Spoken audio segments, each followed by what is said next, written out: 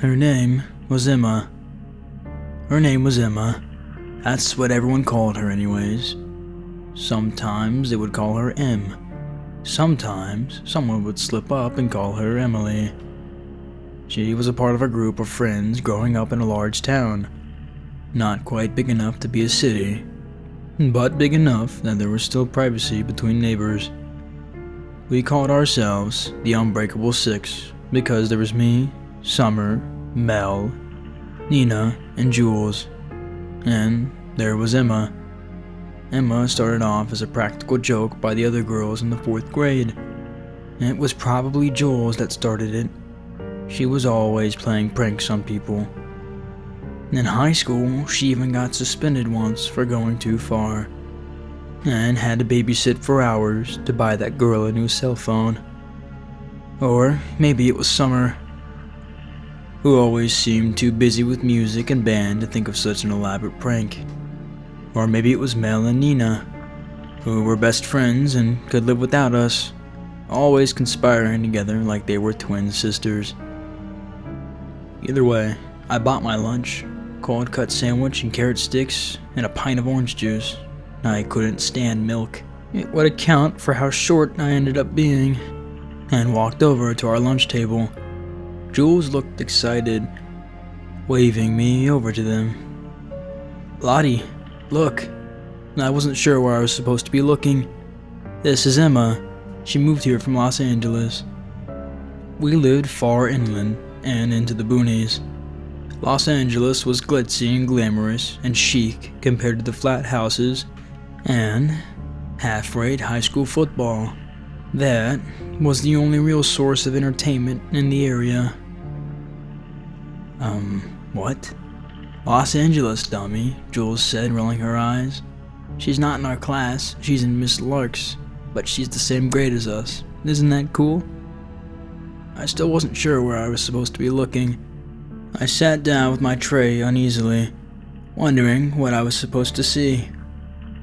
"Ooh." Summer jabbed me in the side. "You're being rude," she hissed quietly. Summer was all about rules and manners. "Say hi to Emma." I looked around at our table, from Jules to Mel, to Nina, to Summer, and back to Jules, who was waiting impatiently. I don't know. I was weak. I wanted to fit in. I didn't get it. "Hi, Emma." They seemed to breathe a collective sigh of relief, like I was making everything awkward. Charlotte's weird sometimes, but her brother has a Nintendo that he lets us play sometimes. They kept on talking, chatting about whatever 4th grade girls chat about, and I ignored it. If they wanted to play that prank, then that was fine. I wasn't gonna buy into it. I was always a precocious child. I knew that what they were looking for was a reaction. That's how Emma became a normal part of our lives. It was crazy. We would buy her birthday presents, and they'd disappear like they were taken. I wonder how many candle-making kits and Mancala games Jules had piling up in her closet after all these birthdays. One year, Mel even got Emma a really nice necklace, and that disappeared too. We never went to her house. I asked Nina about it when I was sure that Emma wasn't there. She gave me this scandalized look. "Lottie, don't be rude. Emma's family doesn't have that much money. She's embarrassed to let us come over." She told Mel that, who told me, and it makes sense. I mean, what she wears all the time? I mean, we still love her. We'll always love her. She's one of us. But don't rub in the fact that we can't go to her house. That's mean.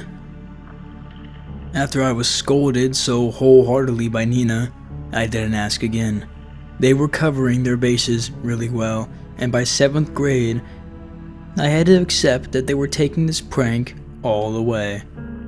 It was weirdly comforting in a way. There was this silent friend that I never saw, but she was always around. We would leave seats open for her, and when we did the buddy system, someone always had Emma walk into the bathroom by herself. When we decided that we wanted to be lame and come up with a name for our group of friends, we decided on the Unbreakable Six, even though there were really only 5 of us. I was curious in sophomore year of high school when we were having a sleepover. Summer was at band practice late and Emma couldn't make it. She had to work on her science project, according to Mel. So I asked Jules, the likely mastermind behind it all, if you were going to write a story about Emma like her biography, how would you describe her, down to every detail? Jules loved stuff like that. She wanted to be a writer someday. Well, she's taller than you, which isn't hard. I threw a pillow at her that she dodged deftly. She's medium build. Jules dropped her voice to a whisper.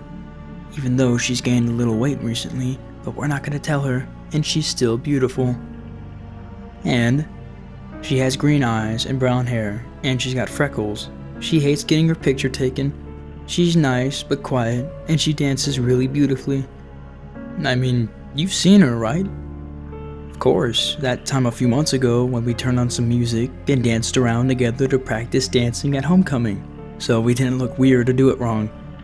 We stopped after a while and oohed and awed at empty space for a minute. I didn't ask any more questions. I knew they were going to keep up the charade for as long as they could manage. It was in our senior year of high school that it happened. I don't know why it set me off. Not really.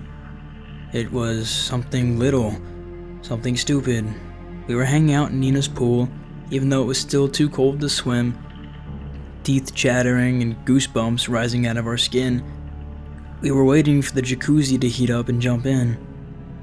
The cold sunlight cast a long shadow, and the wine coolers we snuck earlier was making that shadow seem menacing. It was annoying for me for some reason I can't place. "Look at Emma, Lottie," Jules called. She woofed, whistled, and hooted, over the top like Jules always is. "Hot mama, look at that booty." I didn't know where to look, like always. Like for the past 9 years of my life, I didn't know where to look. Since the 4th grade at our lunch table, dancing in Summer's living room, homecoming, football games at the park, in class, anywhere. I didn't know where to look because Emma wasn't there. That's when I snapped. "Fuck Emma," I screamed, "and fuck all of you. Have you been waiting for this? The moment I completely lose my fucking mind? Well, here it is." I waved my arms around, manic and furious. "Emma isn't real. Emma isn't fucking real." I looked at their confused faces.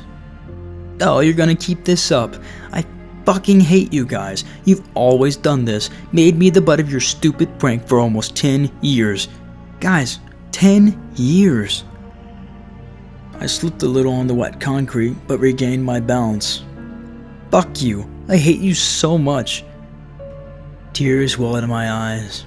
Years and years of pent-up frustration finally spilling over. Emma was some stupid prank that got out of hand, and I can't believe that none of you have ever had the balls to tell me that it was a stupid prank.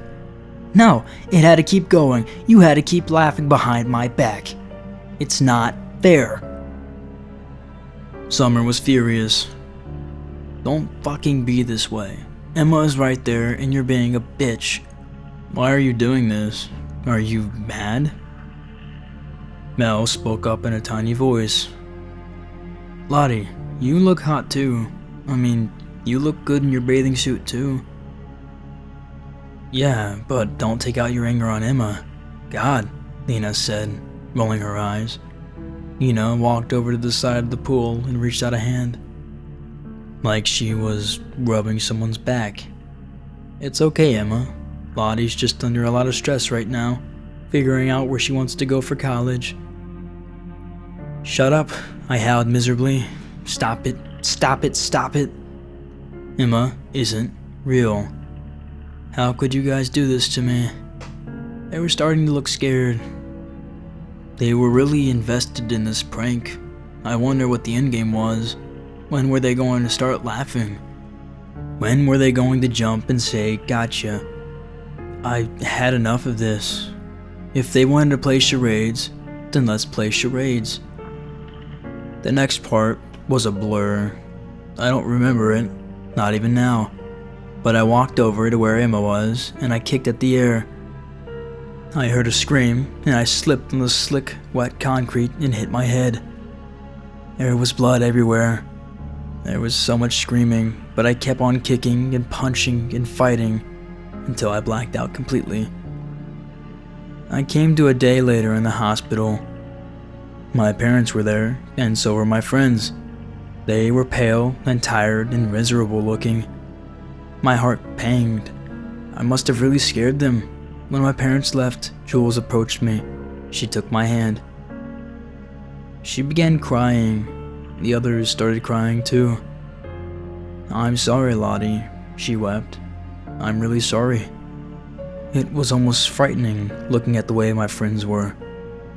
They were beside themselves in the privacy of the hospital room. I started crying too. I wasn't sure why, but I started stammering apologies too. Like if we all said sorry, things could go back to the way they did. "I'm sorry," I cried. Summer was the only one who didn't look like she forgave me completely. She looked at me, eyes red and cheeks pink and wobbly chinned, and she said, "Are you?" I didn't have to answer. The nurse came in to change the bandages on my head.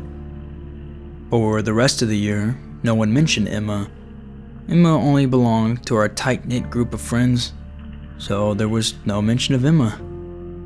One time, a cop came to the principal's office, and Mel and Nina were quick to drag us away. After the accident, I withdrew from everyone. I didn't talk to anyone. I didn't go to Summer's recital. I didn't go to Mel's birthday party. I didn't do anything. I didn't even go to prom. I just stared at the ceiling, wondering what happened. Emma was in most of my life, and now she felt like a ghost. I graduated high school and left immediately to go to a university far away in Southern California, where the weather was always perfect and the beach was a 5-minute walk away. I started to recover.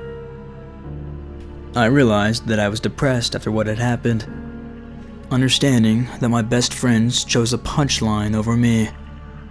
Unbreakable 6. Yeah, right. I got good grades, volunteered at an animal shelter, found a boyfriend. He was so nice to me. Even when I got quiet when he asked about high school, he never pushed. Just held me when I had bad days and made me pancakes. It was 4 years later, when I was about to finish up college, when I ran into an old classmate from high school. Her name was Annie. She hung out with a different crowd than me and my friends. Most people did. The 5 of us were a clique of our own, separated from everyone else. I ran into her in our apartment complex. It turns out that she was living there the whole time, and we didn't know. I wasn't necessarily friends with her, but overreacted the way you do when you see someone that you haven't seen in a long time. It's been forever. Oh my god. I went to her apartment for coffee and saw that she was packing up her things, moving back home for a while until I find a job. Yuck. I saw a thick book on the sofa. Oh yeah, that's our senior yearbook. I was flipping through it when I found it in my bookshelf.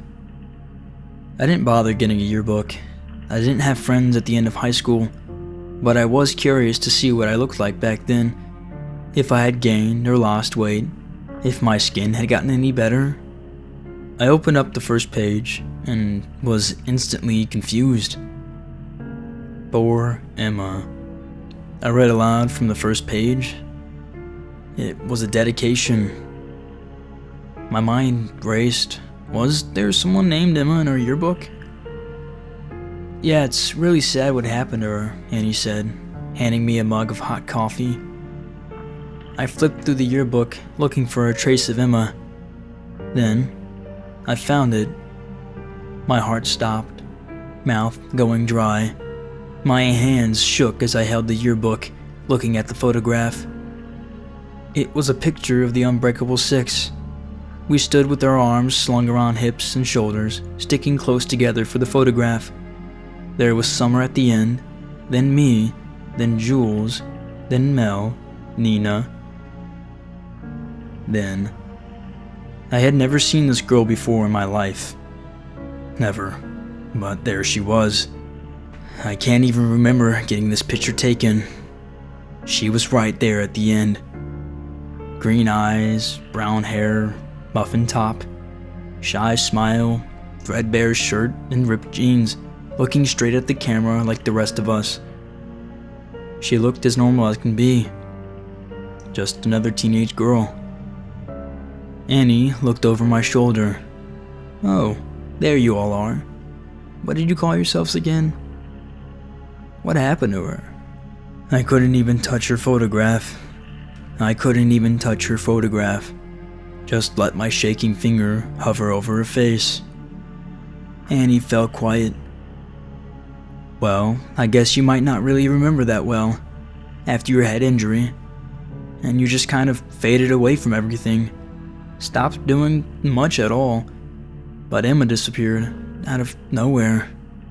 The cops came by once to ask questions, but her parents were both poor and junkies, so no one really cared. Just another girl that disappeared." I left Annie and went back to my apartment, the one I shared with my boyfriend. He took one look at my face and started boiling some hot water for tea. Grabbed a blanket to throw over my shoulders. I pulled away from him, locked myself in my room. I stared at the ceiling. I was 8 again, lost and confused. The girl's green eyes haunted me. Emma's eyes haunted me.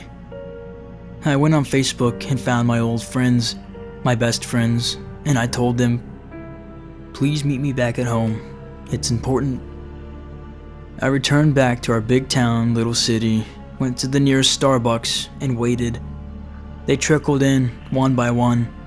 Jules, small-time blogger who works in an Italian restaurant until she made it big.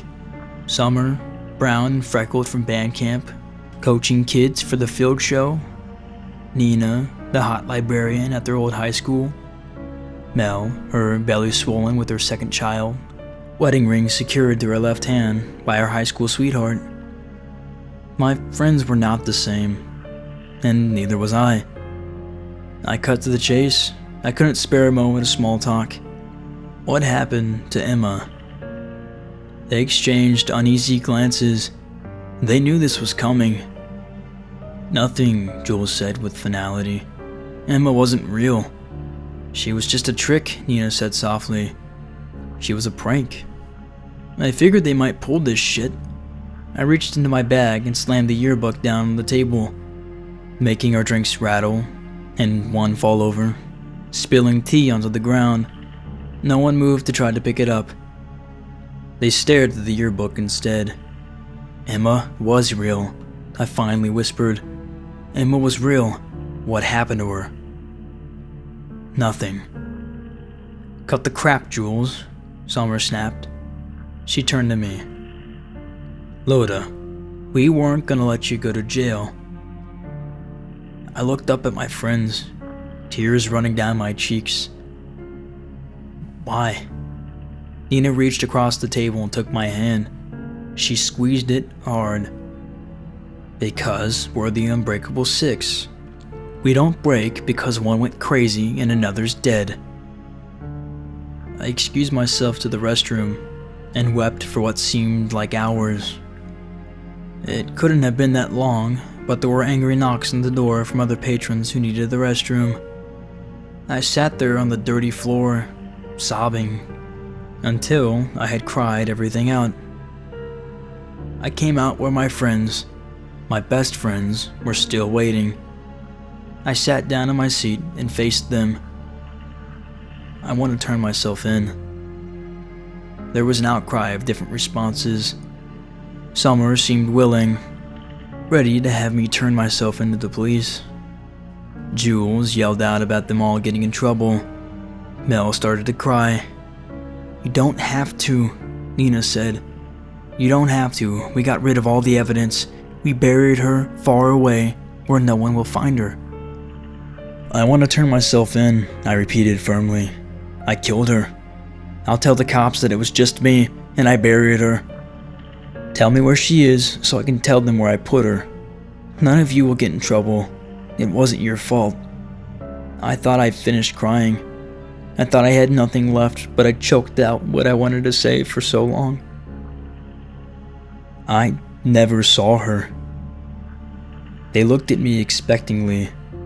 I never saw her, not once.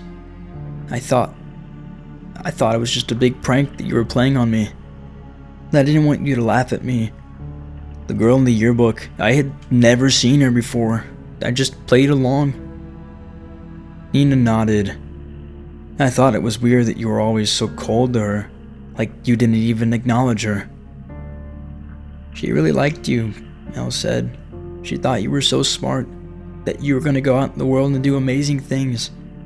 She would always talk about that. I felt as though my heart would burst. I swear I never saw her.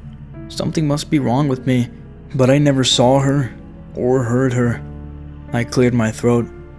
Show me where you buried her. We got in Summer's car and drove out far, into a park in a different city. The park was huge and overgrown, like no one had been there to take care of it in a long, long time. I got out of the car, and left behind by a worker long ago was a rusty shovel. I took it with me. Jules led the way, deep into the park, deep through the trees, until we came to a small clearing. The dirt wasn't fresh, there were no markers or indicators, but the way my friends' faces paled at the sight, I knew this was it. Emma was there, under our feet. I've got to see her, I whispered. I dug the shovel into the ground. I have to see her. Mel didn't want to see anything, so she and Nina left back for the car. Jules and Summer found different tools, a hoe and a rake, and we started digging. Blisters rose and popped on my hands from the old shovel, but I kept digging as beads of sweat rolled down my neck, my back. The three of us worked together in silence, digging up our best friend. Suddenly, Summer jumped back in disgust, throwing her hoe aside, and Jules did the same, stepping out of the hole. We looked down. Summer gagged, covering her mouth and nose, and Jules shook her head at the sight. Me? I laughed, and laughed, and laughed, tears streaming down my face, laughing until it hurt, laughing as I looked down into an empty grave.